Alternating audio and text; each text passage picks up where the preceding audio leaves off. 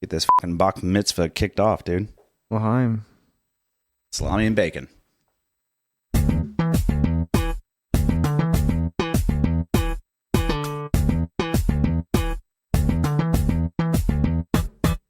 On.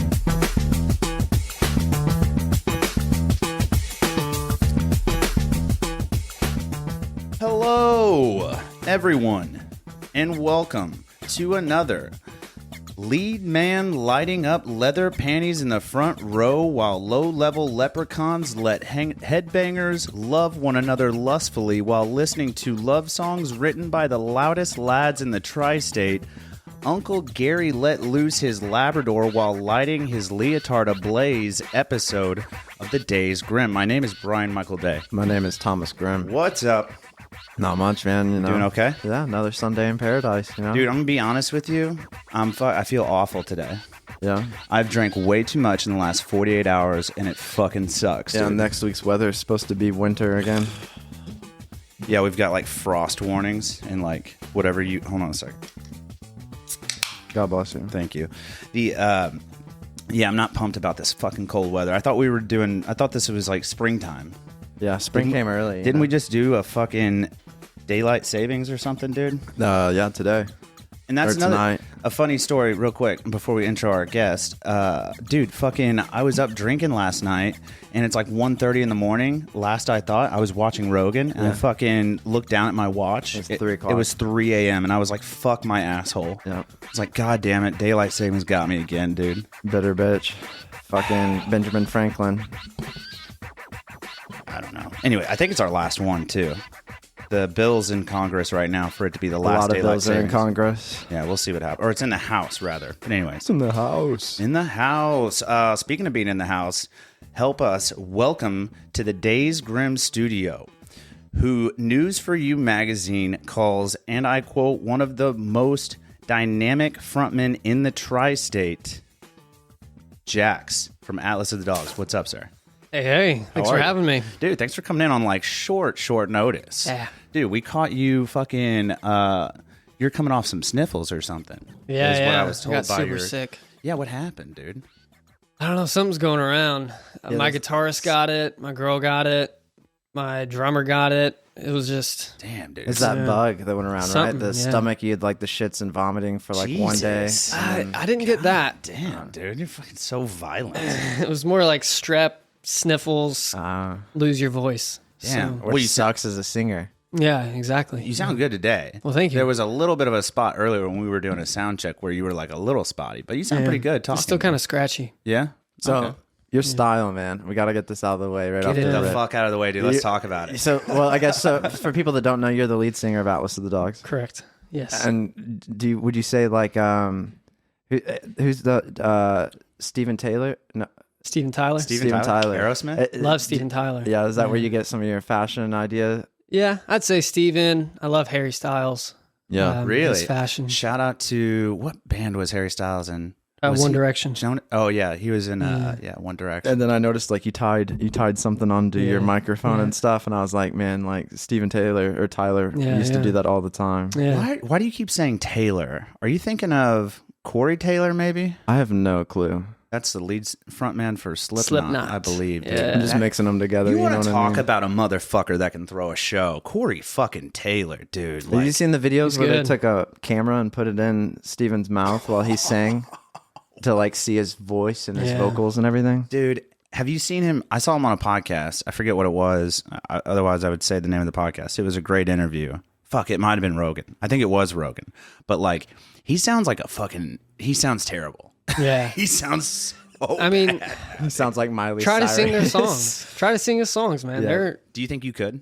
oh yeah, we do. Yeah. You do? Yeah. What's one of your favorite? That's why I have it on there. What's one of your favorite Aerosmith songs that you've covered before? We just did Walk This Way, which That's a I good love. one. Yeah. We did that for the Ford Center. I love Sweet Emotion. We used to do that. I got tired of doing it. I just heard it too much. How was the Ford Center? It was crazy. That's It was like so crazy. because you guys are a fairly new band, right? Yeah, I mean, Like less than a year. Yeah, right. And to be able to go to the Ford Center right off the rip, where all the bands that come into town play. Yeah, it's pretty intense. It was a lot. That's it awesome, was. man. And then you got Dream to set come the true. puck down on some ice, dressed in your normal style. Was that cold? It was very. See, that was something we had to figure out. We didn't know how cold it would be. None of us are sports guys, so we were like, I usually don't have a lot of clothes on. What am I gonna wear? Yeah. Flowy shirt buttoned mostly halfway down. Yeah. That's a good style, by the way. And then I guess we should shout out to Wes from Wally Opus. Yeah, of course. When did that happen? Because that's a new thing, right? Yeah, that's fairly new. So he's officially your manager, right? Officially our manager. Really? Yeah. So what's that? When did that happen, and what's that been like? I want to say that was late January, early February. Really? Okay. Yeah. And is it nice having like representation? As opposed to like being just out on your own, like trying to. Well, we had a manager before. Is there bad blood? Should we not talk about this? I don't think it. We'll leave it, dude. Yeah. No, that's exciting though. That's really cool. I like Wes, obviously, very, very much. He's been on the show. I love The Strangers. I'm a huge Strangers fan. And I have some of your songs have grown on me. Again, I've seen you play live once, and it was like your first show, I think you said, right? Mm-hmm. At Tiki on Main. Yeah, back in April. You guys did a lot of Greta, which was super sick. I love Greta, big Greta guy. But you guys did a lot of covers. I actually hadn't heard a lot of your original stuff until like, this weekend, really. Really? I had heard Miss Cocaine like weeks and weeks and weeks ago. Did she get a nosebleed? Of course. Deviated septum. No, but I heard Miss Cocaine forever ago, and I really it stuck with me. But then going through your actual catalog on Spotify, which again, that link will be in the description. You guys can check out there. You guys have a really great Spotify channel. By the way. Thank you. You're on a lot of playlists, which is a big deal. That helps you get your name out. But yeah, like I'm really getting into some of your guys' original stuff, and I'm really getting into it. One thing we do like to do in the very beginning of the show is, so Jax Flemming. Mm-hmm. For those of you who may, or whoever's listening or watching, and they don't even know who Alice of the Dogs is, and they don't know who Jax Flemming is, who are you? Who is Jax Flemming? I guess in like a elevator pitch style. Mm-hmm. You know what I mean? Yeah. I mean, I don't know. I'm just a guy that had a dream and decided to start a band with his best friends. Which is really the dream in general, is to do stuff with your friends. I don't have an elevator pitch. Oh, dang. We're going to have to work on that, dude. I know. You a small town guy or big city guy? You from Evansville or are you from Henderson? From Henderson. Super small. Small town. Yeah, well, Henderson's bigger. Bigger. I think it's like the fourth biggest city in Kentucky. Yeah, but that's not saying much. It's not saying much. Yeah. It's like Evansville's the third biggest city in Indiana. But I would say there's like almost more violence in Henderson than Evansville. Why do you say that? Because there is. There is? Do you see a lot of violence? Do you live down there currently, or did you guys transplant to Evansville? We are in Evansville most of the time, but we all live in Henderson. Still living in Henderson? Yeah. Do you know anything about what Jack Hole over here is talking about? Is it violent down there? I wouldn't say it's violent. No. I had a few cousins that got shot down there. Jesus. You definitely can get shot, but you can get shot here too. Yeah, that's for sure. I think we just don't hear about it as much here. That's true. Yeah. I feel like there's a lot of violence in Evansville, dude. Well, yeah, but Evansville is also like, 3 times the size of Henderson? Ah, fuck. Yeah, it's big. Yeah. It's like 200,000 people that live here or something. It's wild. Do you ever think about that? Like how large Evansville is? I mean, it's large, ish. But for your name to be as like popular as it is, being as young of a band as you are, like you can go to most people that are like in the scene and like go to bars and stuff and say Alice of the Dogs, and they know immediately who you're talking about. They're like, oh yeah. It's weird. Do you think about how like strange that is? I try not to think about it. How many people have just come up to you? See, that's probably the weirdest thing. I mean, like you said, like we're new. Like we're 9 months or 10 months or something. Yeah. Yeah. Like we're not even a year old and we get stopped a lot. I don't know about the other guys, but I get stopped a lot. Well, yeah, you're like the guy. You're the face of the band. Yeah. So it makes sense that you're probably getting stopped. Do you play any other instruments? I do. Yeah. I started playing guitar. That's what I wanted to be, was a guitarist. Whenever I was like 11. What's your style, I guess? Every guitarist has like somebody that they like look up to. You know what I mean? Like I'm a big Page guy. Like if I could shred like Page would be my dude. Yeah. You know what I mean? But like, do you have somebody that you idolize? Well, I don't shred. I'm not good. Oh, really? That's why I don't play guitar. Play a lot of rhythm. Yeah, I could do rhythm. Yeah, I can do rhythm. I can do rhythm too. Yeah. But yeah, that's what I wanted to do, and then I don't know, just like I'm not bad. Like I can play any song that you give me. Probably better than me for sure. But it's not like I could never be a lead guitarist, Okay. you know? I'll have to have you play me something on the Alvarez here. See, I could go all day on that. You give me an acoustic guitar, that's where your it's acoustic session was really great that I saw on your YouTube channel. It was really great. What was it? Tear You Open. Tear You Open. You want to know a good story about that? What is it? So, and then the link for that YouTube, their YouTube page will be in the description as well, guys. So check that out. And then so that was like, we had just written that song. That's a good one. Well, thank you. Yeah. That was our first song we ever wrote. Really? Yeah. Wow. Very well polished. So we just wrote that song, and you know, a buddy of mine, he's like, "Yeah, why don't you come on the show? Here's the date, yada yada." We're like, "Cool. Like we've never done that before. Let's do it. It sounds fun." So it was about an hour to 2 hour drive. So we were driving there, and we get a call from him. He's like, "Hey, turns out they can't make it. The guy that was supposed to be playing before you, something happened." And they're like, "So you have to do 2 songs, and it has to be original because you can't do a cover because we don't own the rights to it." Damn. So we're like, "Oh, we know shit." all too much about that. So me and the guitarist that's playing right there, he's our old guitarist. We sat in the back of the car and we wrote a song called Abort, and we played that for the first time there. And that's on your album. Yeah. And that's a full-length album, correct? I think. It's 7 songs. Yeah, long, It's full-length. full nowadays. Yeah, good. I mean, yeah, like honestly, anything. If you're dropping like, do you know who Morgan Wallen is? Yeah, of course. Did you see his last album? The Yeah, last isn't it 2 that like- he's dropped, they're like 40 songs each. Like It's like nobody's 30 doing something. that. Yeah, It's crazy. No one's doing it. Morgan Wallen's the only one doing that. How right hard now. was it to memorize the words to a song you just wrote? Well, that was that's the funny part is I like so before we play, my drummer, he's like my best friend, brother to me. His name's Zach. He comes Playing up the to me. cajon in the background. Yeah. This He gentleman comes up back to here. me and he's like, "Hey, I just want you to know, whatever you say, those are the lyrics, so better be good." And I was like, Whatever you say. "Okay," you know. So and I just kind of was winging it. So we had to do several takes. And, Whoa, hold on. So the song, the words were not fully written when you went to well, yeah, perform? no, not at all. Oh No. my god, dude. That's like some adlib, like that's like Yeah. top echelon. We do that now. I'll be honest. Like, I'm so bad at writing lyrics. Not bad at it. I'm just like I'm slow. Damn. And so the guys will like write this song. And they're like, "Cool. Well, we have the show, so let's just play it." I'm like, Okay. "Okay, All right, guys. Can't get a week to practice Here we Yeah. go. Kick it off, I guess. Speaking of kicking it off, before we get too far carried away. we're getting deep in the. Oh, God bless you. We are getting deep into some conversation, but we do like to open the show with a fun little segment called "The Death of the Week." Are you familiar with this at all, by any chance? somewhat." So you've watched a couple of or you've seen snippets online, and so on and so forth of the show. But yeah, we do this tasty little Death of the Week every week, just to remind folks that your life could be a lot worse. So this week's Death of the Week brought to you by thedaysgrimm.com and Corn Dog Development, the super sick coasters that you see us using here in the studio. Use the promo code DaysGrimm, saves you 10% on everything he offers in his Etsy store. Check him out. Link in the description. And check out our website. Yes, please. And get you a sweet mug, dude. This week's Death of the Week. A man died after he was speared in the head by a large, heavy icicle falling from the roof of an apartment block in Moscow. Age 51, collapsed unconscious on the pavement in the side street outside a liquor store.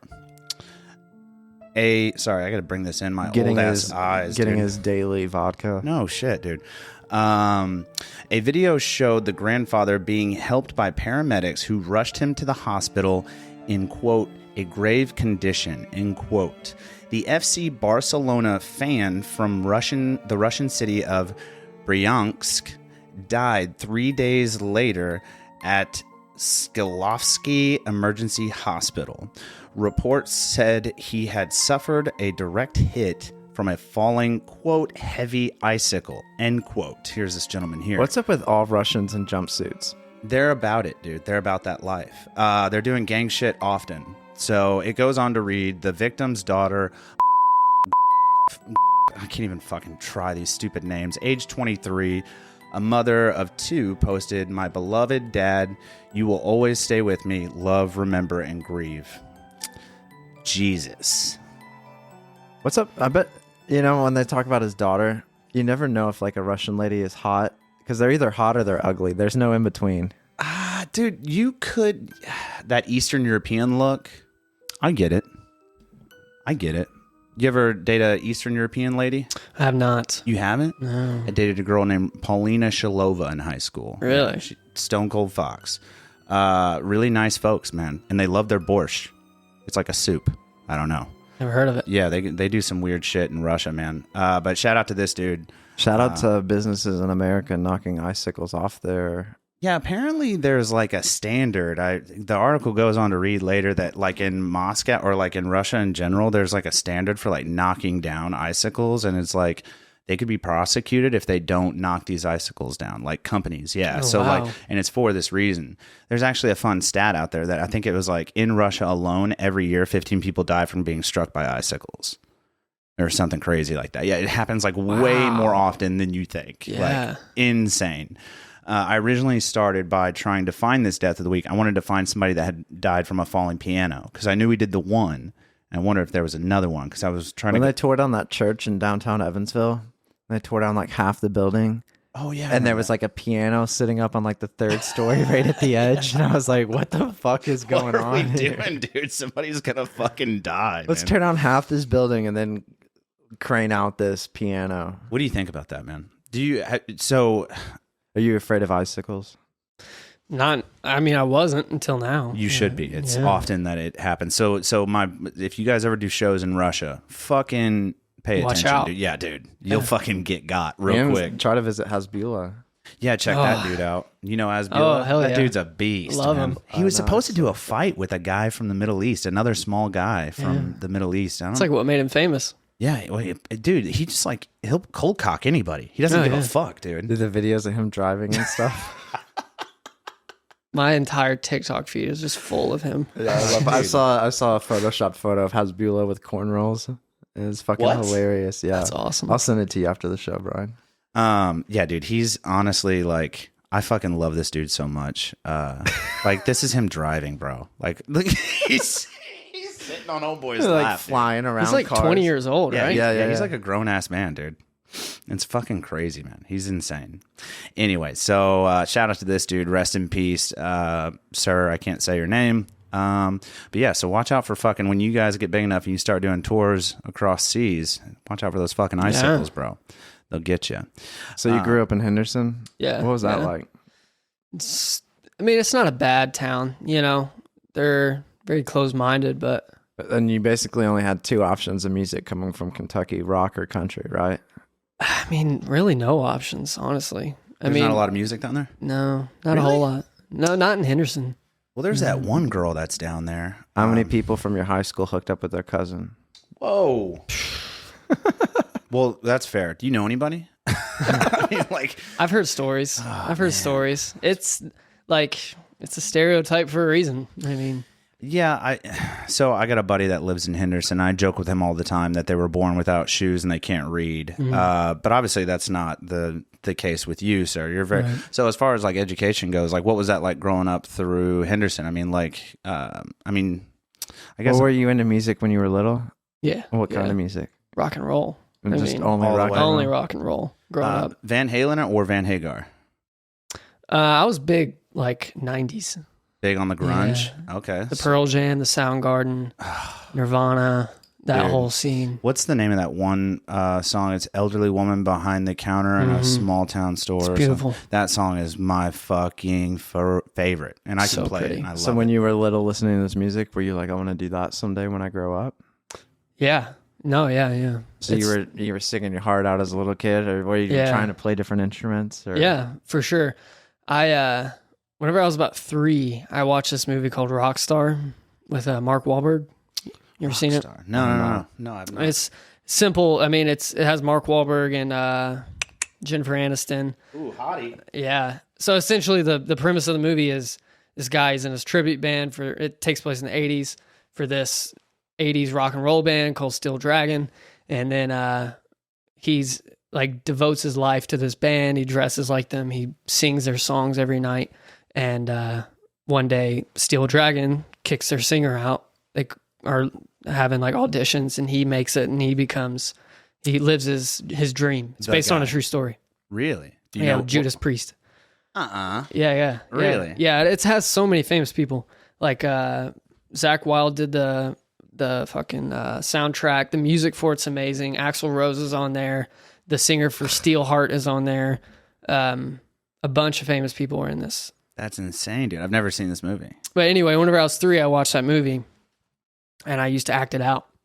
Like, there's a scene where he gets on his very first performance in this huge arena, and he's on this huge platform, and he's walking down these steps, and everybody's booing him because they replaced the singer, and he trips. He's the new guy. Yeah, he trips and he falls down all the way down, and then he gets back up and he performs, and people start to love him after that. But I used to get up on my couch and like walk down and pretend like I felt, and then get up and then sing and crush it. Do you think watching like this movie or music videos when MTV was actually doing music videos and stuff, but like, do you think that like that helps your performance now? It's like almost in your head reliving these moments. Yeah, for sure. I'm a little too young for MTV, but I watched a shit ton of music videos, and I used to get like hyper fixated on musicians, like the way they perform and everything. I'd watch their interviews. I'd watch what every song is about. What are they doing when they're performing, and just over and over and over and watch these. And then I'd move on to another band, and I'd watch every single piece of content you can find. Like couldn't show me something on here that with interview with Eddie Vedder or Chris Cornell or Kurt Cobain that I haven't seen before. You know, just because I just studied it. I just loved it. So in middle school, you were still playing instruments and trying to learn and everything? Yeah. I got to ask, since we're talking about his wealth of knowledge on individuals from bands and stuff, lead singer of Nirvana. Mm-hmm. You think she killed him? I've watched all think? of the documentaries. And why am I spacing out on his name? Kurt Cobain. There's a lot of... And his girl was that little ratty looking girl. Courtney Love. Courtney Love. Yeah. So do you think she killed him? There's a lot of... Because it was an overdose. I don't know. But they said that like the crime scene was a little suspect. I mean, they called it a crime scene when it happened. There's a lot of documentaries. Here's my thing. I think that people love conspiracies. I'm one of those people. Please don't judge me. No, I don't judge you at all. I love them too. Thank you so much, sir. But you want to know. You want to be like, yeah, I know for a fact that this happened. Right. But at the end of the day, go listen to any song that he ever wrote. Yeah. It's all depressing. Anytime he's in an interview, he looks like he wants to kill himself, His MTV Unplugged. Was it heroin? Yeah. A lot of... It wasn't an overdose that he died from, though. It wasn't? No, he shot himself. He shot himself? Yeah. Oh, shit. Yeah. I thought it was overdose. He took a bunch of heroin, wrote a suicide note, shot himself with a shotgun. God dang. Yeah. Gross. Rough. That's not the way to go, dude. It's a rough way to go. I mean, a shotgun versus a pistol is a guaranteed way, though. So you don't think that Courtney Love did it? I think it's fun to think that because it's hard to wrap your head around someone doing that. Especially someone of his level. Yeah, Or his, like... Well, it also goes to show people that, like, money can't buy you happiness. Yeah, you got to battle those internal demons. That's one thing we do. We focus a lot on, like, internal demons on this show, man. Like... Thomas and I were big on like how a business comes, when we interview someone who owns a business, how did it come about, how did you start this thing, and then like, or band or whatever, how did you start this, how did you build it, and then how do you overcome like all the negativity that comes with it, you know what I mean? So that's like, really, money cannot buy you happiness, and it's sad that people think that that's the case, but like you really do. Like Thomas just said, you got to like get those demons out, dude. You got to just like fucking fight them. So it's true. So you're in junior high, not to derail the interview, and you're still doing music and everything. Any of your band members, you said that you're all best friends or whatever. When did you meet them? Was it in middle school, high school? So I started playing guitar whenever I was 11. and my neighbor, which is my drummer, Nice. we met in elementary school. And he started to play drums whenever I started to learn guitar. So we used to go in his garage and we'd play for hours, like every night, just sounding like shit. But we didn't care because we loved it. Oh, yeah. And I was way too scared to sing at that point. So it was just, I'd be like, cool, hey, I learned this song. Do you want to go jam it? You know? Yeah. And then we'd be like, and we'd just text each other, jam ? And then we'd, go over there and we'd Back play when for phones hours. Slid up. Yeah. So just no singing, just like drums and guitar. Yeah, no singing. When do we get a bass player? We don't get a bass player till way later. Yeah. So going into high school, you already had your buddy. You guys are jamming all the time. What was high school like? You didn't play any sports, or did you play sports? Or I tried to play a sport in middle school, but it didn't work out. What was your sport of choice? So my dad, he's a big football hockey. player. Oh, okay. Big football. My dad is like a little bit shorter than me, but just a brick, just huge, big guy, and big football player. Okay. And I was like, yeah, I'm gonna be like my dad. Yeah. Because I loved music, but I wasn't really playing a whole lot in early middle school. So Yeah. I was like, yeah, I'm gonna be like my dad. I'm gonna be a football player. No, Not for you. I don't even think I lasted a year. I was just like, this ain't for me. This isn't it. I was really small in high school, and I played 1 year of football, and I relate with that. I Yeah. played 1 year, and I was like, this is not for me. Yeah. I was too small. I was just getting the shit kicked out of me, dude. It was brutal. Football, not an easy sport to play. So especially when you're a skinny guy, that Yeah. shit hurts. I was skinny. I'm assuming you were kind of a thinner, smaller guy too. Yeah. It just sucks. So they give you wide receiver, or cornerback, and Yeah, that's all you exactly. can play. Yeah, dude. I played wide receiver, running back, and cornerback, dude. It was terrible. I got beat up on all ends of The the upside to you is like shorter people are normally running backs. Yeah, I was Like, pretty if you're fast. shorter. I was fast, but when I got hit, I got fucking laid the fuck down. I think I weighed like 112 pounds when I played. It was bad, dude. See, I was tall. I was tall and skinny. So Yeah, so for you, I mean, you got quarterback or wide receiver, right? And that's it. I wasn't good at any of them. Bad. It's so funny. I have no hand-eye coordination when it comes to stuff like that. Damn, really? So like you do that for the 1 year and you're like, this sport is for sure, or like all sports, you're like, I'm just out. I'm just done. You're done with sports. So So then in high school, did you try to form a band or anything? I had some, yeah, but they weren't with these guys. We were They friends. just like friends. They were in a band already, so they had a singer and everything, and a guitarist that was really good, who's in our band now, and so I had a lot of really shitty bands in high school. I feel What'd you do after, like getting into like after high school? Yeah. Like, did you go to college or what'd you do?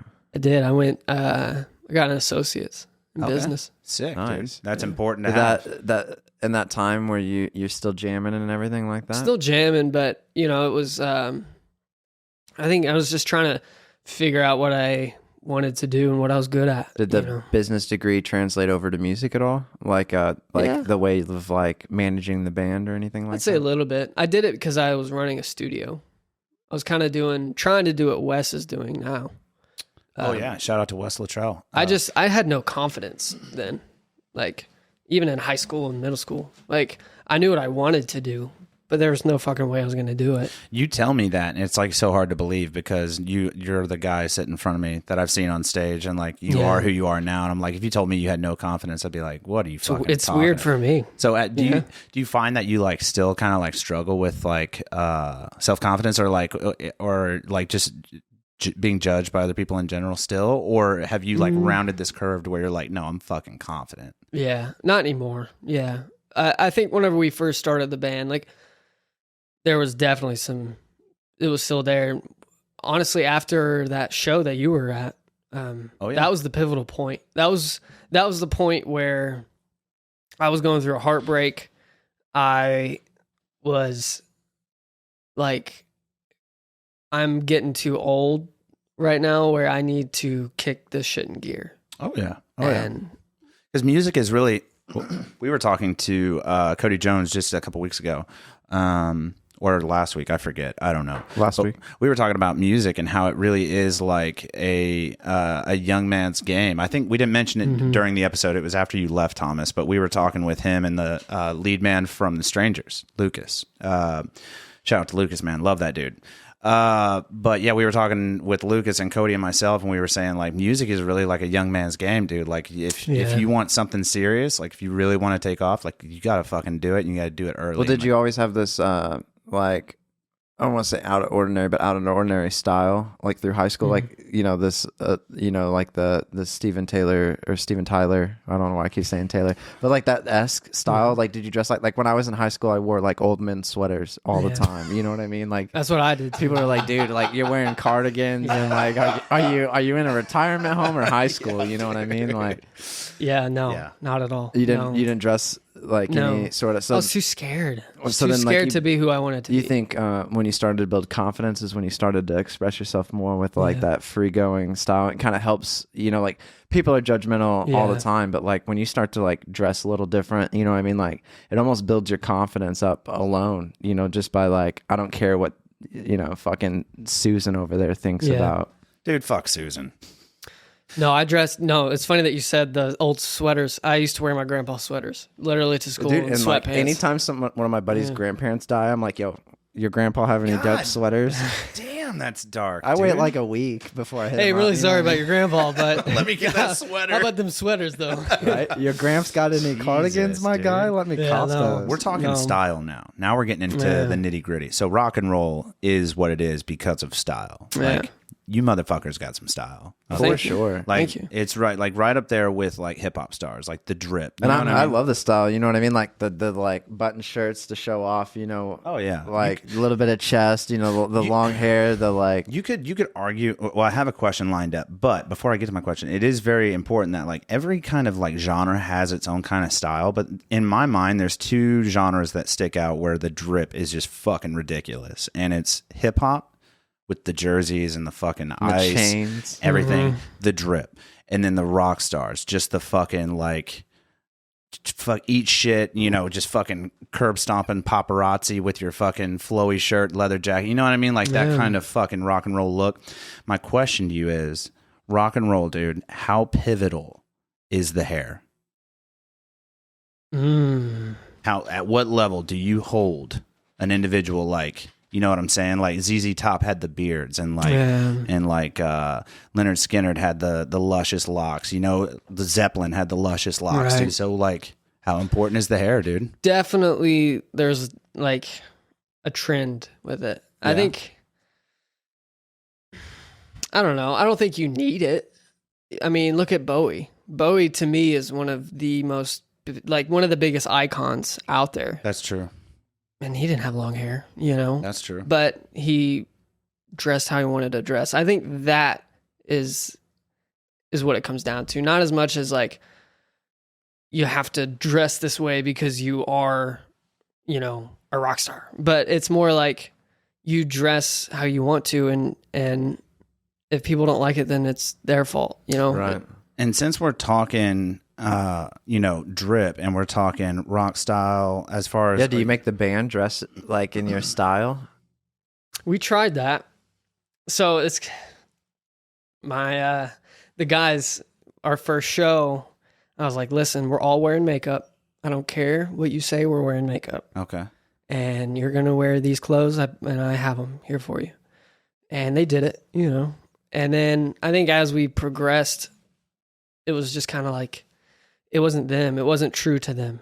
Right. You know, I love to dress crazy, and that I love look. Yeah, I get you. I love to do whatever feels right. And to me, like for the longest time, I wouldn't dress a certain way or act a certain way because I was so scared.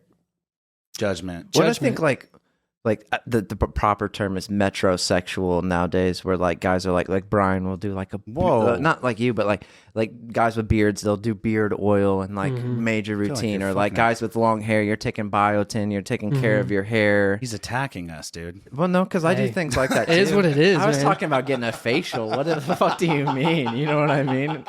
But I ain't talking. It's not about attacking me, man. face. I wear makeup, so. Dude, it's so funny, but no. I'm just saying, like guys are embracing this like self-care in a way nowadays. You know what I mean? Like you're taking care of your body way more than like what males did 20, 30 years ago. Oh, for sure, dude. Yeah. But after you get your degree, is that when you kind of, and you're doing like, you got like your own recording studio, you're recording bands and everything. And then like, where into that process are you like, I want to make my own band? Yeah. Were you the guy, or did somebody approach you like, hey, we need to put... I always wanted to do it. It was just, I didn't have the confidence to do it. So I, honestly, the whole reason I started the studio was I thought it would be an easier avenue. Is there a chance I could get some more? Yeah, for sure. Oh, 100%. Do you want to, you can just swing that out of the way. Do you want to, or I'll get you if you don't mind. No, not at all. There we go, dude. But I started the studio because I wanted to, one, get better at writing music. So I'm surrounding myself with people who are writing music, Which coming is in a to great record. thing to do, is surround yourself with people with like-minded goals or Right. skills that you want to learn. And I also wanted to learn how to record music. So I was almost learning as I'm recording. Thank you. No problem. No problem.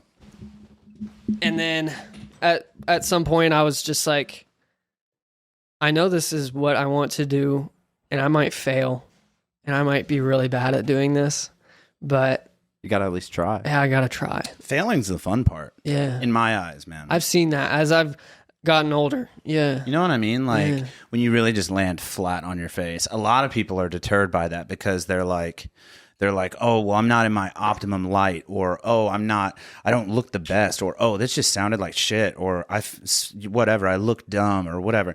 But like to me, whenever people are like, yeah, you look like a fucking pussy, whatever, tard, whatever they call you or whatever they say to you. And then I'm like, well, but why? But why? What did I do wrong? And then I look at it as like a learning curve. Like, so you tell me where I failed and then I'll get better. Yeah. Yeah. So, Well, are you still doing jam sessions with your best friend drummer? The whole... Well, he's in the band now. Well, yeah, so- but I mean, like, went through college and... in the timeline. no. when Yeah. recording, no. No, not a whole lot. We kind of stopped doing that in high school. Really? Yeah. We had a band, so I didn't want to get in the middle of that band. He had a band. Yeah, he was in a Oh, band. okay. And they were doing pretty well. So it's like, yeah, you guys do your thing. I'm going to figure out where I need to be, because I still wasn't really singing a whole lot. I was trying to be a guitarist, and I just wasn't I wasn't where I needed to be, even though I practiced. I just don't think it was in me. It was like, it just wasn't what I was made to do, you know? So when you're at the recording studio, were you like learning to sing, or like when did you... I was practicing. I was writing music on my own and And not then, really so who'd you singing. hit up first about starting the band? I didn't really hit up. Or how did Atlas of the Dogs, the idea come into your head? Or I got together with the drummer, Zach, my best friend. And then, so that was conception. yeah, that band fell apart. The right. one you said that he had that was Yeah. doing really well. They just kind of fell apart. Yeah. And I was really good friends with their guitarist, who was phenomenal. And I was like, why don't we write a song together? So we did. We wrote Tear You Open. And that's where the band started. And then those two guys just were like, cool. Like, Yeah, we're we done. made a song. That's good. Yeah. And I was like, no, like, we need to make an album now. Oh, yeah. And they were like, Gage is the guitarist, and he was just And he's like, the one well, no longer with you, right? yeah. And we're all in college, and then Zach, he moved to UK to go to college. So Good for him. I University over there. yeah. So I wrote a lot of that music with Them in mind. them in mind to come back in. So essentially, how that album was created was I built a foundation. I built the song, and then I recorded a demo. And then I brought Gage in and John, who was in that video. And I was like, here's this, make it better. The guy in the white shirt right there. And then AJ over here The bass playing player. the bass, brought him in. And, With some locks, some luscious locks as well. He's got those curls, dude. Yeah, not anymore. He chopped it. But Oh, dude. brought him in and was like, here's this bass part, make it better. Brought Zach in, here's this drum part that I wrote on a pad because I can't really play drums, so make it Pad's better. the way to go, yeah. And he's like, cool. And that's how we made the record. And it wasn't really a band as much as it was like a solo project with my best friends involved until April. Really. When your best friend got back from London, was there any like differences in like UK as in as in like London? no, UK as in University of Kentucky? University. Oh. Yeah. Oh, he went Sorry. to UK. Yeah. Okay. Yeah, I thought Sorry, like yeah. United Kingdom. I thought That I would have thought been Europe- cool. Yeah, that's I why I wish. said cool. That's why I honest- said university. Yeah, I 'Cause said that's what cool. that's what they call college over there. Yeah. Oh, 100%. Sorry. Way less cool that he went to UK. Yeah. Now. Way less Definitely. cool. No, it's still pretty gnarly though. That's a hell of a university, man. Shout out to him, dude. But yeah, so you kind of like build this like idea of a band or like of an album, and you kind of have your best buds like help you piece it together. Mm-hmm. So when do you solidify the members of the band? And when does that happen? You said, I think April, and that's April of 2022. April of 2022. Well, that was our first show. I met Rylan. You know Rylan. Oh, dude. And Strangers. Fuck, he shreds. So we both got put in the same magazine. Really? So I went and did this News for You thing, and on the first page, it's talking about us with the album that we just created, and then you flip the page and it's the Strangers, the other local band. Yeah. You know, that's our age. Yeah. So I was at Guitar Center, and he was like, "Hey, you're the guy that's in the magazine." I was like, "Hey, you're the guy that's in the magazine." Yeah, dude. He's like, "Well, we have a show in April. Do you want to play?" Oh, I was like, yeah, sure. Yeah, let's do it. Still at this point, you're like, we're not ready. They were with Wes at that point in time, right? Yeah, I think they were with Wes. Yeah, Yeah, they were. I didn't even know who Wes was. That was the night I met Wes, actually. Really? Yeah, we had reached Me too. out. That was, so I forget how it worked out that we got the Strangers the first go around, but like, I think that was the night that I saw the Strangers. A friend of mine was a huge fan of theirs, and they were like, yeah, we need to go to the show. So then I go watch them play, and I was like, yeah, they're crushing it, obviously. And I saw you guys play. So they played a lot of original stuff with, I think, a couple of covers, and you guys played a lot of covers. Well, covers are huge in Evansville. Let's just get dude. that out of the way. Yeah. There's bands on bands on bands that start just covers. Like Oh, Tailgate Revival was just covers. There's another band called Kinda have to. Gypsy Soul or Yeah, something to like get your that. foot in the door, to get into an arena or to Well, a the venue. pl- to Until play at people local know who you bars. are. Yeah. Like, we're just now getting to the point where we can play originals and people know them and they sing with us. Are there Yeah. places that are almost like I don't like musicals, but one of my favorite musicals, La La Land, because I kind of look Love like it. Ryan Gosling, people say. But like there's like a part, where he's playing piano and he's like, so 2 for you and 1 for me. Like, is there that sort of deal when you're getting into these bars or whatever? You're like, I'll Yeah. do 2 covers for you, and then I want to play at least 1 original song, and then I'll go back to.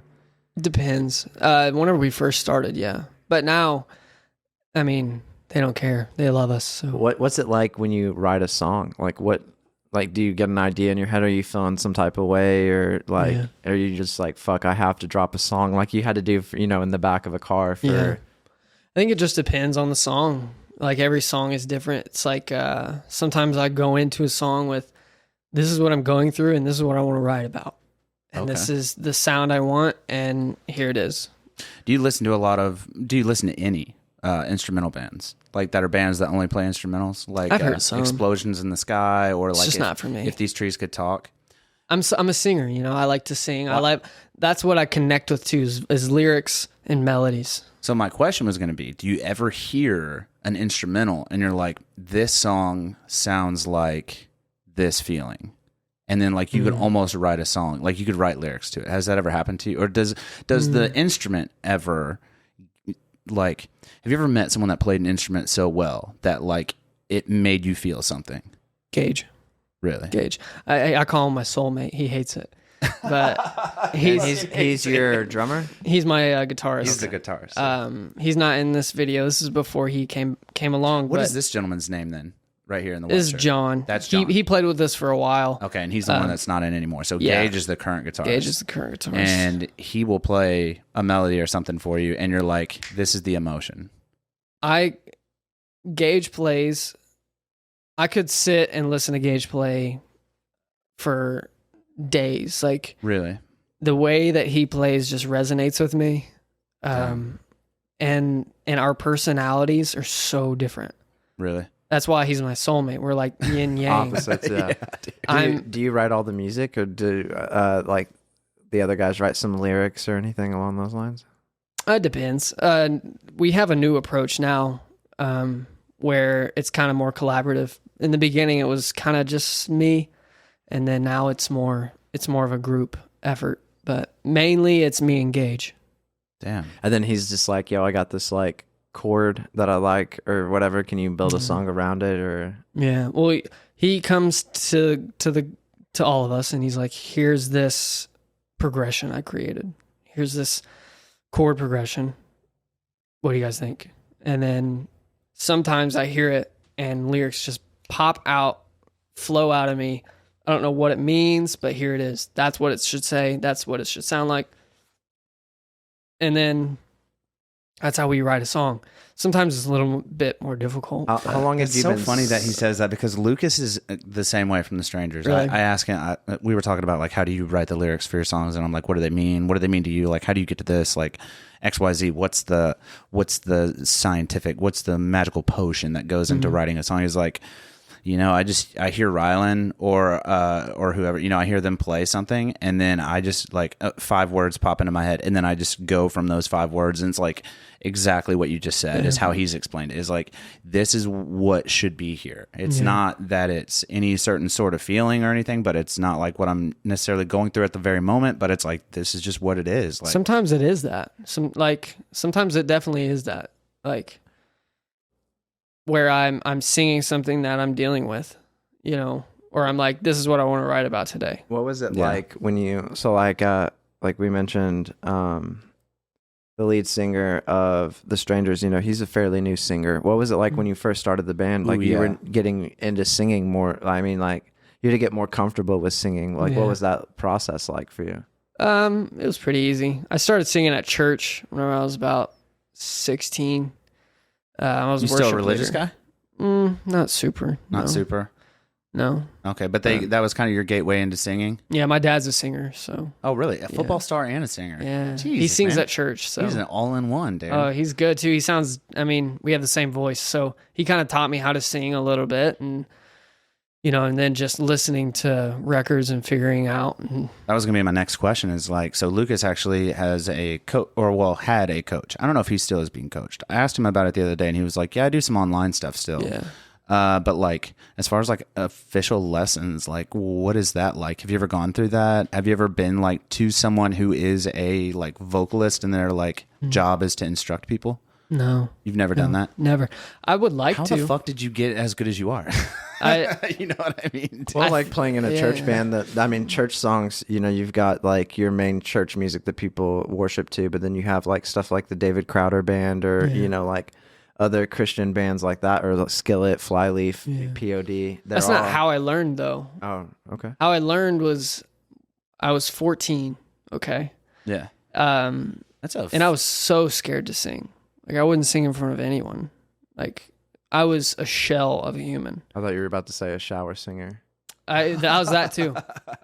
But whenever everyone would leave, I would put on Pearl Jam's 10. Yeah. And I would listen to it because that's my favorite record. And Gross. and Like in a gross. good way. Oh, Like I okay. want to vomit Yeah. in my mouth. That Yeah, album is so good. pristine. And I would sing it, and I would record it on my phone right here, and I would sing it as I'm listening to it, and then I would go back, listen to it.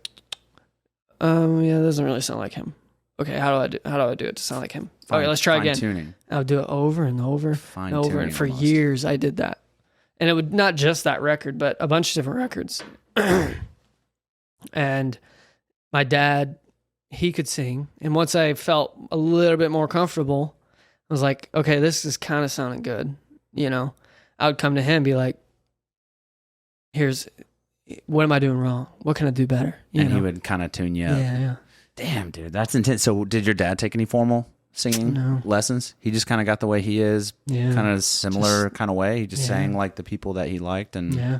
He's a big Bon Jovi fan, so. okay, I can fuck with Bon Jovi. I like some what is it, Dead or Alive? Right? That's his favorite song. Yeah. That's the first song he ever sang anywhere. Dude, cheers to fucking What, better. While we're talking about vocals, like, can I have your permission to play just a snippet of this song? Like, I wouldn't do that one.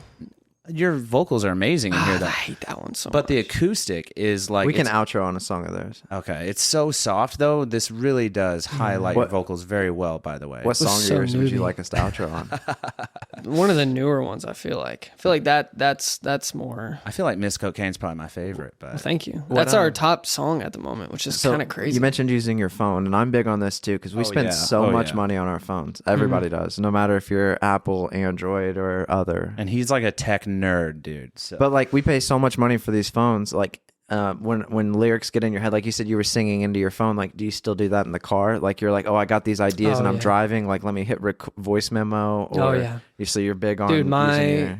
fucking voice memos are full. Most of my storage on my phone is just random melodies, or like I'll hear guitar parts in my head and I try to sing them. And like, yeah, like exactly. scatting in the fucking car. Yeah.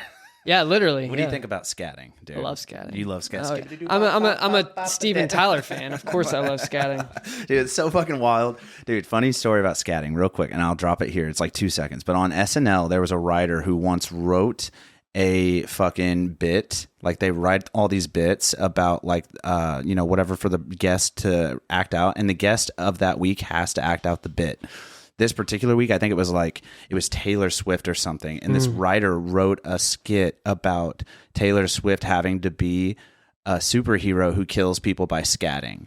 And she had to read it like before the show. They do a readout for all skits that are written, no matter whether they make it or not. So like there is a video footage somewhere of Taylor Swift scatting as a superhero. That's so awesome. Is it not fucking... It's funny. It's hilarious. That's awesome. And it didn't make it. Wow. But It didn't make it. No, it didn't make the show. It didn't make the show, but she had to read it. It was fucking like That's cool. so fucking funny. But So anyways, what was it like, in the beginning, like you were managing the band by yourself and then like you ended up getting a manager. Yeah. What dynamic did that change for your Atlas of the Dogs? I imagine a stress reliever. Yeah, that big stress reliever. I asked a buddy of mine. He was like one of my best friends at that point. I mean, this is beginning of 2022, almost a year ago. I was working at this coffee shop, and this guy used to come in all the time. He was a musician. I was like, hey, I have this band and I have this music. I don't know what to do. Like, I want to get a show, but these people aren't answering me. Like, please help me. And so what we used to do is on my days off, we would meet up in the morning and we had this game plan, right? Yeah. So I'd be like, okay, you take all of Nashville. You go through, look at every bar that has music and email that bar. And I'll go through everywhere in Louisville. And then the next day it'd be, all right, everywhere in St. Louis, everywhere in Indy. Just email the fuck out of these people until someone answers us. Okay. And that's how we started. Really? Because the rest of the guys weren't really a part of this at that point. Spamming those DMs, Just dude. blowing their email up. Like, are you often emailing the same bar like multiple times? Like, Yeah, we did for a long time. I mean, even local bars, like they just did not give a fuck about us. well, they don't. You don't have a. Who are you? You Yeah, know what exactly. I mean? They were and like- that's what they're worried about. Yeah, because I mean, like there were places, I don't want to name drop anywhere, but that had the same bands that played, and if you weren't in that band, then you didn't get to play, whether they were amazing or not. You weren't playing in that band or at that venue unless you were in that band. So I assume that the night that you played your first gig with the Strangers, them reaching out, like Rylan reaching out to you and saying like, "Hey, we got this show in April. Do you want to play?" That was like. That had to be huge to have somebody that was like, hey, man, like, we're already booking shows and we have this show booked. Do you want to just, like, jump on the ticket? Yeah. You know what I mean? So for them to do that, like, that's kind of a big deal. It was a very big deal. After just hearing what you're telling me now, like, where bars are just like, who the fuck are you? Get out of here. Wes had never heard you play either until then? We didn't even know who Wes was. Yeah, no. The Strangers were just like, yo, these guys are good. Like, let's let them play. So what was that like when Wes approached you? Wes approached our old manager. I met Wes a little bit. I didn't even know who he was, but a little bit at that show where you met him. You know? Goofy fucking guy. Dude. So awesome. Like, not who you would think. You know I'll be what I mean? honest, I'm kind of in love with him. Yeah, dude. He's awesome. He's like your second soulmate. Yeah. He's something. He's a good dude, man. He's a good dude. But me and him and my old manager, we got coffee and Wes was just like, you guys fucking rock, and I think there's potential here. So When that's did where this it happen? started. When did that happen? Let's see. I mean, How long have you guys been a band, at least? Like, was it like you guys were 4 months as a band and then Wes approached your manager at the time, or? whenever Wes became manager? Yeah, like how long have you guys been a group at that point? Well, Wes became the manager in February of this year. Really? So this is Yeah. like new, Super new. But we worked with him. He was our producer for a while. Okay. And he booked a few shows, and he worked with our old manager. Well, kind of like coexisting. Yeah. Yeah, Okay. he was there, and like, but I didn't really like know him that well. Like, I Really? didn't really talk to him. So or- you had a few jam sessions in the basement. well, we just might not want to get into it. I get it. But yeah, Wes is definitely like, I say that he's a goofy guy, but he really like, he is like the epitome of like what a rock and roll manager I feel like should be. I You know, agree. He is like so enabling and like so like loving, but then also like he'll come down on you too. Like he'll- Which we love. he'll 100% be like, "Hey man, that stinks." Yeah. Like he's done it with our podcast. Like Yeah. we talked about the show afterwards, and we do a constructive criticism thing, and he was like, "Hey man, you guys are crushing it. This stunk." Yeah. You know what I mean? But like he's not afraid to do it, which Oh I my love. God, yeah. That was one thing. The first song we ever did with him was Miss Cocaine. really. Yeah, I didn't know him. Our manager's like, hey, we're going to record with Wes. He seems like a good guy. He's doing good with the strangers. Let's record with him. See how it goes. So we did. And you know, I came in and I hadn't even fully written that song vocally until like on the drive there. I had like 5 to 6 different options of what I wanted this chorus to be. I had the verses, but I wanted a catchy chorus. And I came in and I was like, here's what it is. And he's like, yeah, that kind of sucks. Let's do this. That kinda and then sucks. let's mix this with this. And I was like, I love you. Like, that's exactly what I wanted to hear. I want someone to be honest with me. Yeah. And like, even we were at the Victory last week. Amazing venue. Yeah, I wanted to get to this in the interview, by the way. So we want to talk about venues. You want me to wait? Want me to No, wait? no, I'll tell you. now's the No, time. get to it. Yeah, now's the time, dude. So I'm so glad I you brought it up. We had a sound check. I was kind of nervous. You know, it was our biggest show ever. And Wes is running the PA and everything, right? No, not for Victory. No. He wasn't. So you No, have like no. a professional, like who's running the PA? I guess. The What- Victory. Really? Yeah. Oh, so they have their Yeah. own guys. Yeah. Yeah, like 20 of them. Yeah. Woof. Yeah. It was a big deal Yeah. for us. And we're sound checking before the show and you know, I'm like, it's kind of early, you know, my voice isn't really, I hadn't done any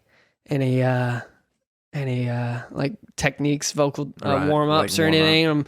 You know, we're singing and I'm like, Wes, how is it? Am I scratchy? Am I this? Am I that? Yeah. He's like, oh, you're good. I'm like, no, I want you to be, I want you to I need- critique this I need as much Wes. as possible. I need Wes. He's like, yeah, you were a little flat here. I'm like, that's what I wanted to hear. Do you have Thank like a specific warm up that like you go to every time? Yeah, I do like a YouTube thing. It depends on the show too. Like if it's super late, like all I need to do is just a quick, like get the high notes in. Like I'll do a quick wah, and then I'm good. But if it's a little early, like any like anything that's not later than like 7, then I'll do something a little bit more, you know. So venue Extensive. wise, so Victory is clearly, look, we have a picture pulled up of it. Yeah, An amazing venue. it's Like beautiful. so beautiful, so much history, rich Yeah. history. Like the stage is amazing. I'm sure So like you got to awesome. walk all over that bad boy. Mhm. But like these venues that you guys have played, man, you've played a lot of bars, which is nice. Like that's where it's at. Like you're getting your name out there, the juices are flowing, people are getting wild and rowdy, and like that's where you want to be. That's where the atmosphere is. But like these more official venues, what are some of your more favorite ones that you've played so far? Other than this, Yeah. Do you have Or another you can one? include the Victory Theater. If I mean, that's, like, your Victory top. Theater was Is that the your- biggest That's thing your that we've peak ever so far, done. you think? Oh yeah. Your favorite? Oh yeah. What are some other, I guess, like unique venues that you've played? I love Boca. Really? The people at Boca, Their stage is so underrated. So good. Oh my gosh. it's in my small. opinion one of the best places to play. It's not small, dude. They It- get like 200 people, 300 Saying people. in that the physical size of their stage. The It's stage. almost like Lamasco's. Is it where it's small just a compared to what you're smaller- used to? The stage I itself? mean, No, 'cause that's I what don't we're think used so. to. Yeah, I think it's like a good I mean, size, it's honestly. small compared to this for Yeah, sure. that's but ridiculous. What's that where you go? You're used to playing at like Boca or Lamasco's or these smaller stages, and then you get to a place like Victory Theater where you can actually move around all more. that real estate. Well, dude. that's what I like to do. I wish you guys had seen something other than the tiki. Tiki's where very you're small. crammed in Right. 5 people up there. Yeah, your drummer's like hitting you with his sticks in the back of your head. exactly. Yeah, you catch a cymbal and But like that's where we thrive. I think that's where I thrive. I love a big stage. I love to move. Which place do you think had I the love best to dance. acoustics? I mean, Victory again. yeah, a Victory's just the. I mean, they the play best thing that orchestras we've there done. and everything. Yeah. It's if you're only listening, I highly suggest you hop off of the whatever you're listening to us on, go to the YouTube and jump to this timestamp, dude. Like the picture, if you've never seen the inside of the Victory Theater, it's absolutely it looks like the place that Abraham Lincoln got shot. Well, it's almost like the beautiful. Coliseum too, which is a gorgeous. pretty cool venue here in town, but doesn't So get used too big. much. Have you played another unique venue that's like not a bar?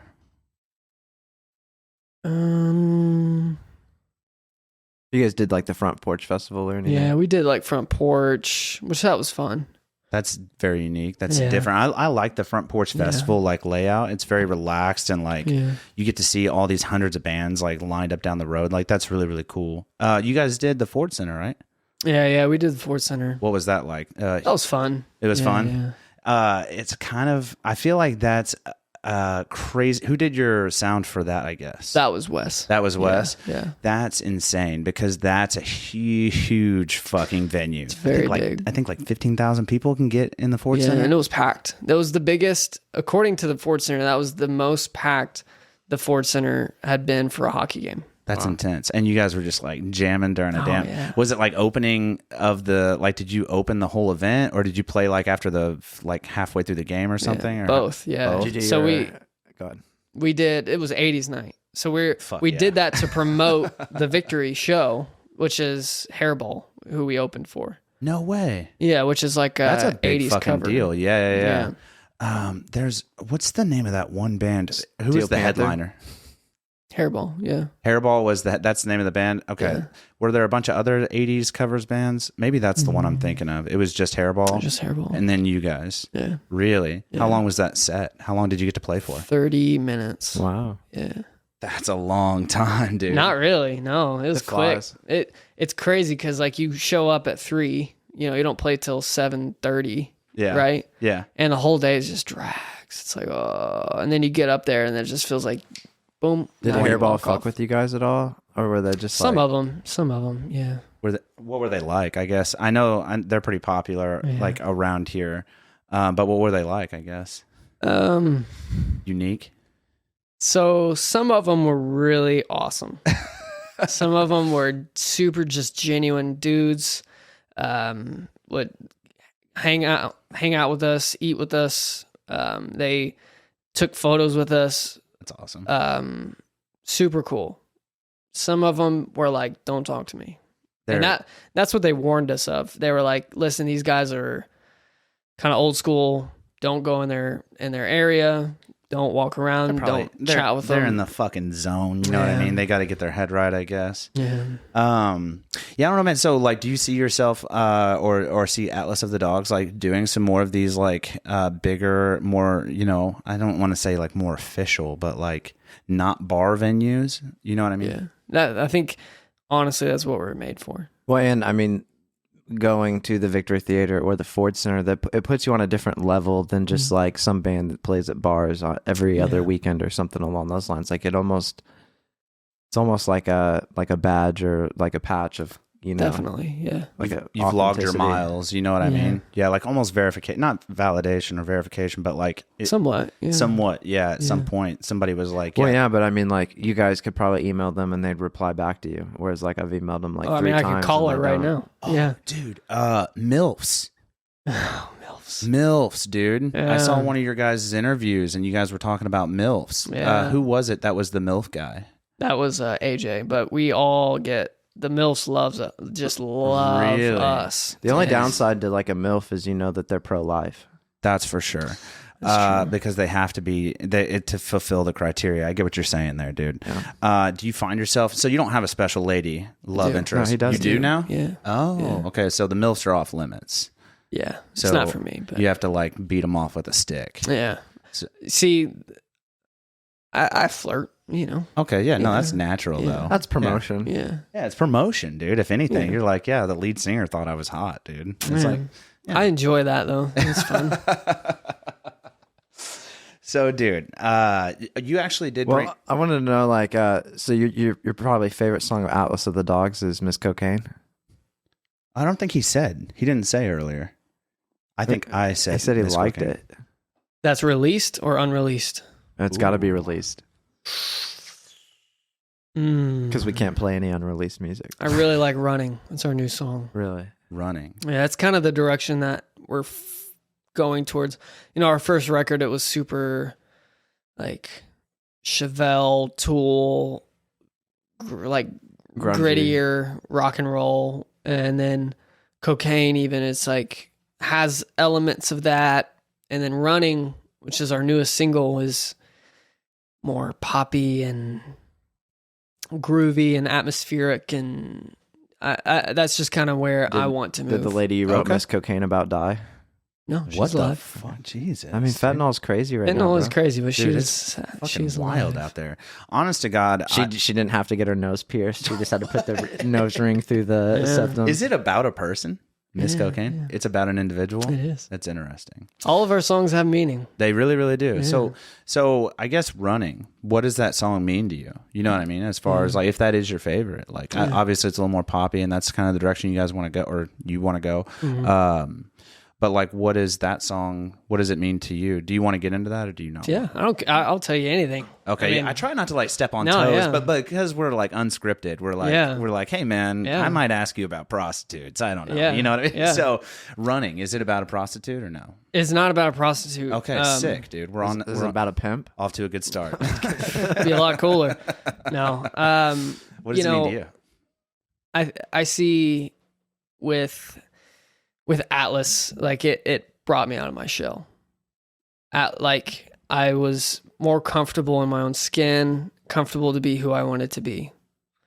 Running is that. Running is a story, not necessarily about me, but it's about someone who comes out, and they are struggling with the backlash of their super conservative family. If you read the lyrics, I feel like it kind of explains it, but the feeling of running, feeling of like Hiding. hiding. Yeah. So it's kind of like Coming out. the prelude to like freedom. Yeah. It's like what that feeling is like. Yeah. Speaking of running, do you do anything to stay in shape to keep your performances up or your vocal Look or at that lungs? fucking segue, dude. That was a good segue. That was a fucking Props killer to you for segue. that segue. On the fucking Yeah. ball, dude. Do you do anything like that? Yeah, I have to. Keep those lungs conditioned? Well, lungs conditioned, but also like my body. Like I dance a lot. I move around a lot. I do a lot of crazy moves and jumping around and like it. Whenever we first started, I used to like we'd play a show and then the next morning I wouldn't be able to move. Like I was so sore. I couldn't like do anything. Have you Oh, crowd yeah, surfed dude. yet? I haven't crowd surfed, but Get ready, dude. yeah, It starts to hurt. And speaking of MILFs, they'll start I grabbing. know. yeah. But yeah, I Yeah, copping a feel, dude. Yeah. It's a la carte for all the MILFs out there as soon as you start damn crowd surfing. yeah I try to run like 2 miles a day and work out That's intense, with weights. dude. Yeah, it's a about lot. That's 3 times a week. And you do weights? About 3 times a week. Wow, Nothing too crazy, Okay. but enough to be To help the fatigue after a performance. Yeah. I'm not trying to be a bodybuilder or anything, but No, but you know. look like you're in great shape, though. Thank you. For those that are listening and not viewing on the YouTube channel, man, this guy is peak. Seriously, peak. I wouldn't say that, but No, I dude, try. you are. You're in good shape. For got like a someone who's- dancer's body, maybe. Yeah, dude, for sure. Is there anything that like what helps you stay in that creative zone? Like when you're trying to sit down and write, like do you smoke a little weed to help keep you in the zone of like the writing, or like you have a little whiskey, or Do you have like a ritual, I guess, of any kind of nature? I like to meditate. I used Oh. to smoke a lot of weed, Interesting. but it doesn't help me write at all. Really? It does the More opposite. distracts you. Yeah, it and, distracts like, me from writing. Really? What does that mean to you? Because you're like an expert. If he's getting distracted, does Well, that? no, I mean it happens to everybody. I mean, like, Really? we can put. There's so many different strands of So weed. I have to preface, I don't smoke. That's why I can't like relate. So I don't know. So There's so many different strands of weed. You know, you got sativa, indica, and then you got hybrids that's stronger in one than the other. But like, you know, it just depends on like your plug may have some sativa that week, and you really don't need to go up to get in that creative zone. You really need to that down to get in the creative zone. Or there's just times where you just smoke too much, you know, like that's true. Yeah. I find sometimes we're like 3 puffs and you're good. You know what I mean? Like that's enough to be able to still function, but yet still have that like in the zone ADHD focus. But like if you're roasting a whole blunt to yourself, you know what I mean? You're fried. It's gonna be a dark night, dude.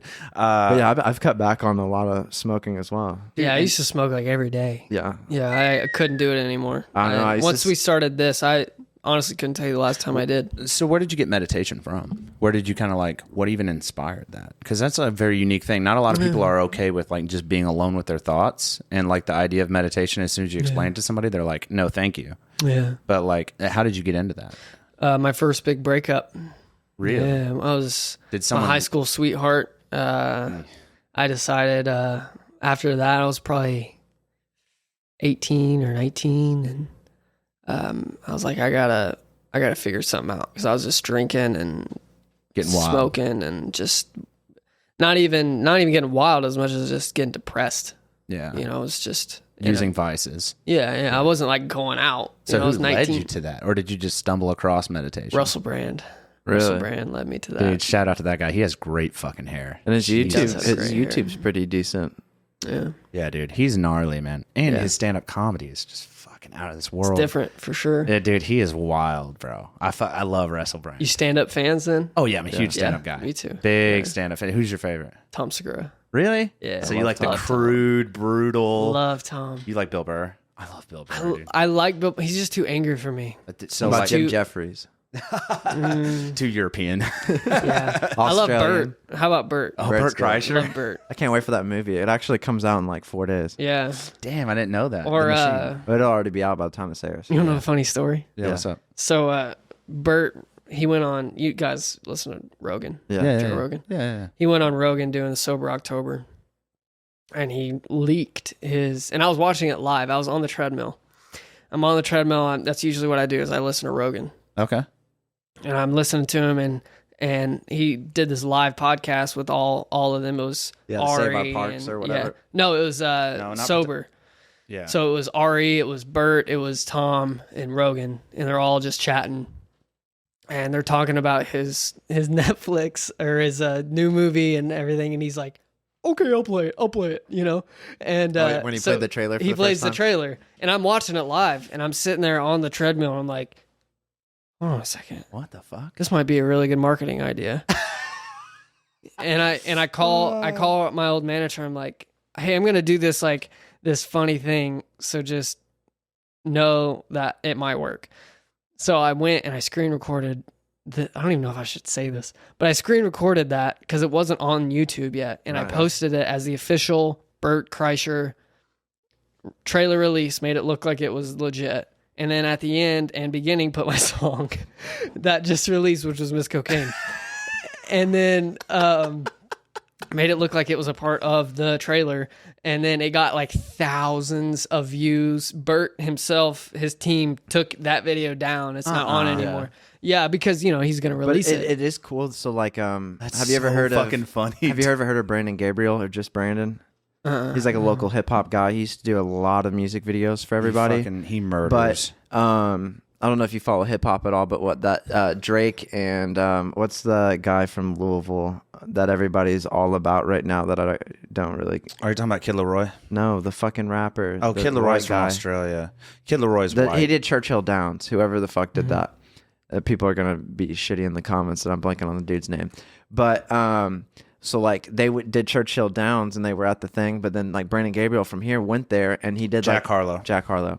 So he did like he did a remix of it, but then he recorded a music video before they ever released a music video. And so it was, the Churchill Downs remix or whatever, but it was at Churchill Downs. At Churchill Downs. Oh, So like if anybody were to search, like Churchill Downs, music video, his would pull up or whatever. But along those lines, we also had somebody else, Chugs, the guy from Chugs, Sam Cuban. Yeah. We had him on, and he was talking about these Spotify playlists and getting on them. Does Wes manage that for you, or are you reaching out to people to try to get on other Spotify playlists? Yeah, because that's huge to be on a playlist. But like, how does that happen?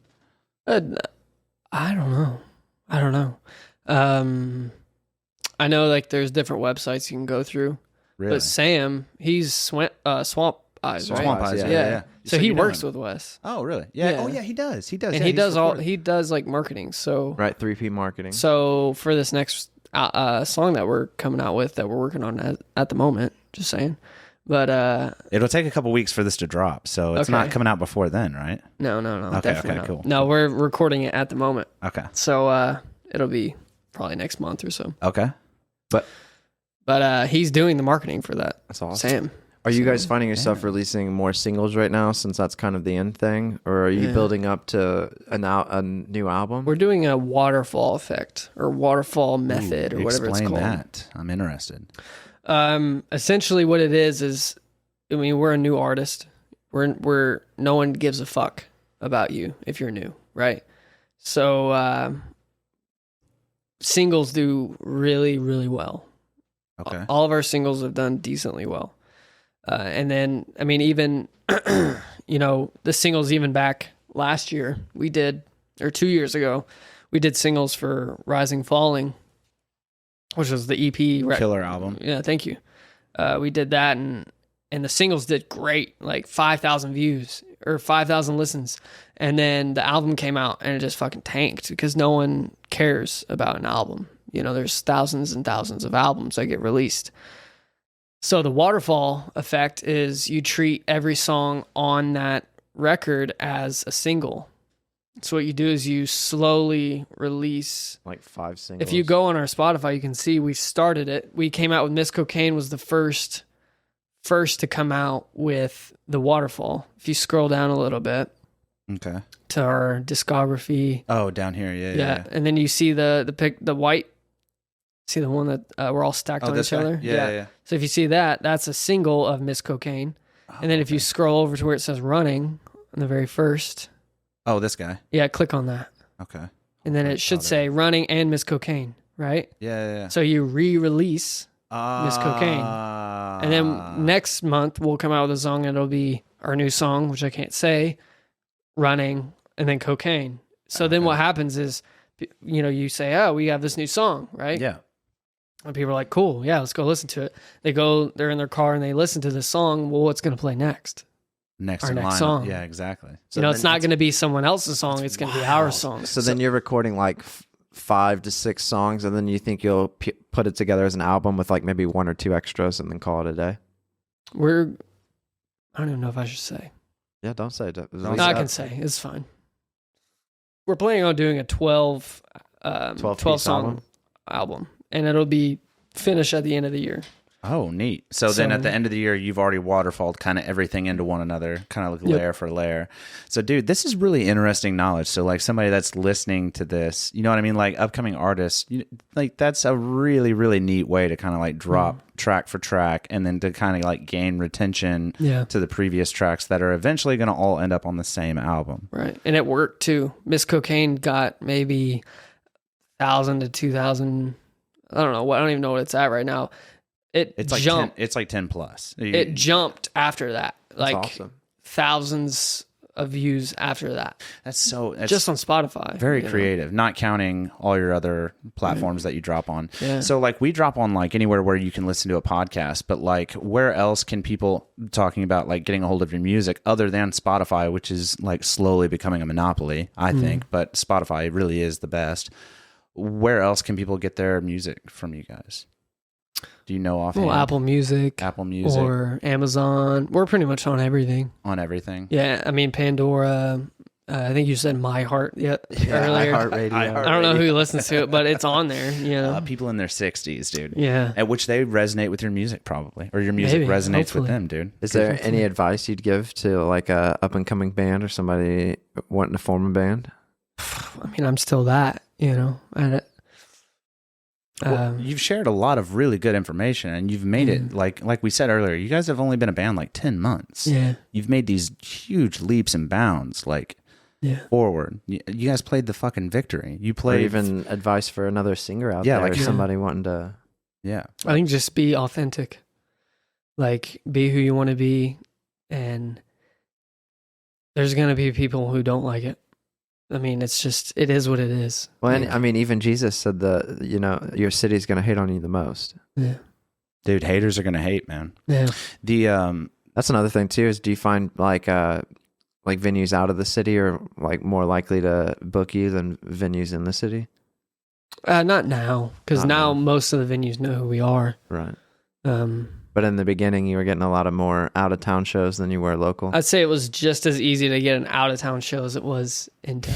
That's a good answer. Yeah. But Evansville has shown you guys a lot of love, and Definitely. really not on any certain side of town. Like, you guys have played gigs kind of all over Evansville, Yeah, right? yeah. Like most of the notable places. Is Yeah. there a place in Evansville that you haven't played yet that you want to play?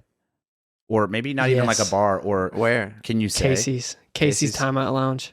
They have an amazing Such a stage. good stage. Such a good So stage. pretty. For a bar, dude? I know. You know what I mean? It's up And high. they've had a lot of good performers I that think- have come yeah, on. dude. Hit and miss, big Yeah. and little. Yeah, and I mean, I like to pretend like Thomas has more pull than he probably does, but like, we probably know a guy. You Yeah, know I what can I'm probably saying? put you in touch with somebody that can get you there. We probably know a guy. is I what used I'm saying. to when I first started photography, I would go and they would let me on stage to photograph the bands, and then like I got to go up so Casey's Timeout, they actually have like a rafters where the DJ's at, so like I got to go up there and hang out, and then like I got to photograph Hinder when they were at the Marina Point It's cool. and stuff like that, and hang out with them on their bus Ooh, a have little you guys bit. played Marina Point? We haven't, no. You've only been in a band for really one summer, so maybe this summer you guys can do a show out at Be Marina. cool. I mean, we've contacted I'll reach these out to my people. guy that DJs Be cool, man. there often to see. I'd like who to see you contact. guys on Casey's stage, man. He has a really, really, really Yeah. great stage.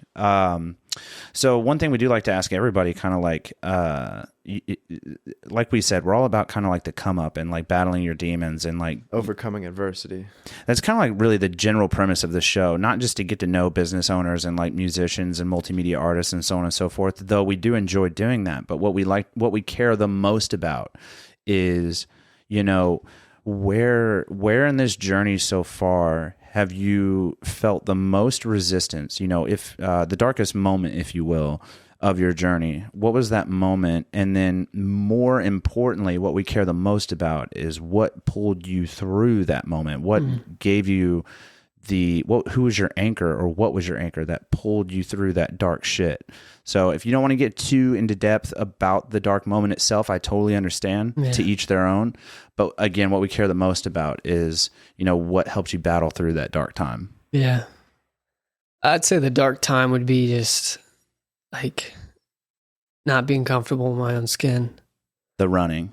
Yeah. And beating yourself up over it. Yeah. Yeah, exactly. And then it just kind of came down to a point where I was just like, this is what I want to do, and I'm going to do it. And I think that was the dark time, and just like being too scared to wear what I wanted to wear, or be who I wanted to be, or write the music that I wanted to write, and say what I wanted to say, And I think my dad was a big like anchor in that. Like he's always been a big supporter. Like, he doesn't care. Well, and then one thing too that's like awesome is like if I painted my fingernails, my dad would call me a something. You know what I Yeah. mean? Like Yeah. my dad's a very country redneck racist Let's- bastard. You know what I mean? But And- like, Yeah, and I grew up in like people are a lot more accepting here in Evansville right? too. Like, I grew up in a town where if you did that, like, it wasn't cool. Like, Holy you could water. not do it. Crucifixes, they're Yeah. coming your way, dude. Oh yeah. It's a fucking witch hunt. Yeah. Which I think is a Oh, flex, yeah. by the way. I love seeing dudes with painted nails. Thank you. Dude, your overall just like stature, just the way that you are. Thank like you. I've Rock star status. this is so we're clear, guys. Like this is the first time that you and I have ever met, and Yeah, Thomas and you have ever met. But like, I genuinely am intrigued by like the person that you are, and like your overall, like, let's say Vibe? spirit, or kids are saying vibe, Right. is fucking so goddamn genuine. And like, I want to be around you. I don't know why. It's like energy. if You know you- what I mean? Thank Like you. you put Yeah. off a good energy. if you want to like start fucking crocheting together or something, dude, Oh, I'm yeah. fucking in, dude. If you text me and we start hanging, dude, I'm about it. Well, you got to come to a show. Fucking yeah, dude. Like, clearly. I feel bad We're because gonna you've put only those- seen us at Tiki. That was our the first covers, show, man. yeah, the Come covers, on. dude. The We're gonna put you the know. milfs to shame. Oh my gosh, dude. Yeah. I like if there's, which to be clear, you guys are a very good band. If there's a good band in town and I genuinely enjoy their music, which I do, I find myself like rapidly, like, especially when they're local, like I get involved. Like I want to be a part of the band. And I've kind of done that with the Strangers, and they probably get tired of me talking about them. But like I literally, I doubt I it. talk about them all the If they're fucking anything time. like me, I doubt Dude, it. but yeah, straight up, like I really enjoy your guys' music. I want to come see a show. When is your next show? When's your next live performance? Here in Evansville. Here in Evansville? because I'm poor. Let me look. You got one coming up, maybe? Yeah, we've got a few. I got to check it out. I'm No, not you're okay. positive. It's interesting that like the one time that I did see you guys, that you played a lot of covers, but they were good covers. So we're clear. Like you do a Thank very you. good. I don't know the lead singer from Greta. I don't know his name. Every time you say Greta, I think of that like Greta. So I'm clear. Greta Van Fleet. So not Greta. I think we only did like one fucking- song of theirs, right? I thought you did a couple. I recognized a couple, but either way, whoever that lead singer is, whatever his name is, you do a very good job of covering him, Thank you. by the way. But yeah, your show was killer that night. Like it was nothing to be ashamed of whatsoever. I thought it was great. It doesn't look like we have anything local for a little bit. What are some of your next upcoming shows? We have one April 3rd with the Strangers Oh, okay. in Bloomington, which will be really fun. Yeah. B-Town. Are you doing Bluebird? The Reef. The Reef. Yeah. Okay. I've Some not, place that they play all the time. not And been to that venue. they were like, you guys would be so good for it. Or it's April 8th. April 8th. Okay. April 8th. And then that's the Reef in the Reef. B-Town. And then Nashville, Indiana, May 19th, we're playing Hard Truth Distillery. Hard Truth Even- Distillery. That's fucking That'd be dope. cool. Bourbon. Yeah. Oh, there you go. That Yeah. you'll be right at home, dude. I know. It'll be fun. Hopefully you get some free test trials. I out hope of it, man. so. I've genuinely enjoyed sitting down and having bourbon with you today. I Thank hope we you, can do man. it again. Like, Yeah, not dude. even on the pod. Just like seriously. Yeah. Like, I like making new friends, man. My wife is very like antisocial, and I'm like a social butterfly. Love so yeah, I'm all about it, man. I don't know, man. You got anything else for Sir Jax here, dude? Do you think you'll ever be knighted one day? Knighted? Knighted, yeah. I think Who's Sir that? Jax has like a very nice Oh, ring to it. I don't know about so? that. I think, Well, dude, Bono did it. yeah. Bono's different, though. Dude, he's I'm built not, I'm different. not Bono. Dude, he's built different. Yeah. How many times do you think Bono had mono? How high can you count? Yeah. We're not talking about chlamydia here. Well, dude, he's probably gotten it all like a few times, Yeah. at least at the very minimum. Dude, that dude's a fucking legend. Yeah, man, I genuinely have enjoyed having a conversation with you today. We're Like, outroing on one of theirs. oh yeah, absolutely. What song did we decide that we were going to outro on? Did we say Running? Is that the one we want to do? It's a good one. Is that cool It's with a good you? one. Damn, we might have to do a media release form for this, dude. I'm learning all about this all of a sudden. So we're going to outro on one of Atlas of the Dog's newest releases, Running. But while we're outroing on that, we'd like to give you the last couple minutes for like plugs and shout outs and like where can people find your stuff and, thanks to whoever. That's That kind last of, couple minutes is all you. yeah, last couple minutes is all up to you, man. Do you got anything that you want to put out into the ether yeah. before we sign out for the night? I guess so. You can follow us on Instagram, Atlas of the Dogs, Spotify, Apple Music. We're on Twitter. We're on TikTok. We got a ton of followers on there. Thank you to Wes. Thank you to the band. Thank you to the family, friends, everyone that comes to the shows. We love you. Awesome, man. And look forward to those shows coming up. One in B-Town up in IU. Shout out to IU. You guys are killing cancer and saving people. And then also fucking Nashville at the distillery. What was the name of the distillery again? Hard Truth. Hard Truth Distillery in Hard Nashville, Indiana, not to be mistaken for Nashville, Tennessee, guys. But no, I genuinely enjoyed our time together Thank today, you, man. man. I really hope we can like start hanging out and like Yeah. be best friends one day. So Let's do it. Maybe tomorrow. I don't Yeah. know. So again, this is their newest single, Running by Atlas of the Dogs. Thank you guys so much. My name is Brian Michael Day. My name is Thomas Grimm. And this is Jax Flemming from Atlas of the Dogs. Thank you, sir. Thank you. I'm tired, fucking tired, it's all winter.